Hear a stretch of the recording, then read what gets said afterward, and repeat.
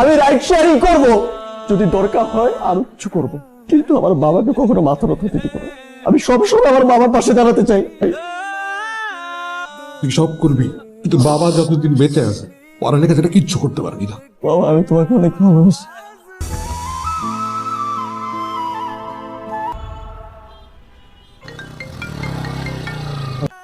আরিফ ভাই, কিরে ঋষাদ, কই তুই? ভাই আমি যাত্রী নিয়ে মতিঝিলের দিকে যাইতেছি, এখন আসতে পারবো না। মালিহা তোর জন্য অপেক্ষা করতেছে।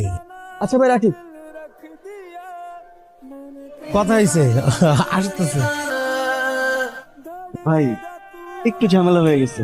ঝামেলা মানে? মানে আমার একটু ইমার্জেন্সি একটা জায়গায় যেতে হবে, আপনি যদি কিছু না মনে করতেন please। বা আমি তো নিজে গাড়ি বাদ দিয়ে আপনি বাইকে আসছি। মানে আমার প্রেমিকা আমার জন্য অপেক্ষা করতেছে। প্রেমিকার কথা বলছেন, তাহলে তো নামতেই হয়। ধন্যবাদ ভাই। বেশিক্ষণ লাগবে না, ও কাছাকাছি আছে, চলে আসবে। ওই যে চলে আসছে। ওর এতক্ষণ লাগে আসতে? আরে মিড রাস্তায় যাত্রী নামাইতে আসছি, বেশি রাত করছে? না, রাগ করে না, সেদিন সব বলে দিবি। আজকে সব বলে দিবি? তুমি ঠিক আছে? যা। সরি একটু লেট করে ফেললাম। আমি আসলে তোমাকে কিছু কথা বলতে চাই। প্রতিদিনই তো বলতে চাও, কিন্তু বলতে পারো না। Thank you. থ্যাংক ইউ কেন? তোমার দেয়া পারফিউমটা ভালো ছিল, আর লিপস্টিকও।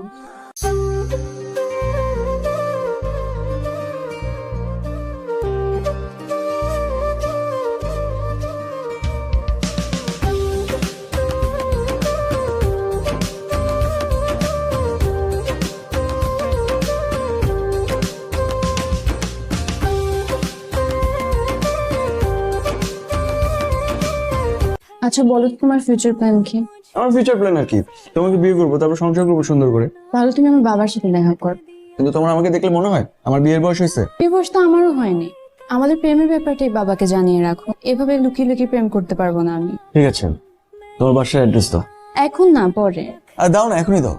এখন না, পরে বললাম না। শিওর? ঠিক আছে, তুমি মাশরুম খাও। মা, তোমাকে একটা কথা বলি। বল। আমি না একটা মেয়েকে পছন্দ করি। জানি তো, তুমি কিভাবে জানো? যেদিন তোর বাপকে জড়িয়ে ধরছিস সেদিনই জানি তুই প্রেমে পড়ছিস। ওটা তো অন্য টপিক। মেয়েটার নাম কি? মালিহা। মালিহা বলে যে ওর বাবার সাথে দেখা করতে। দেখা কর।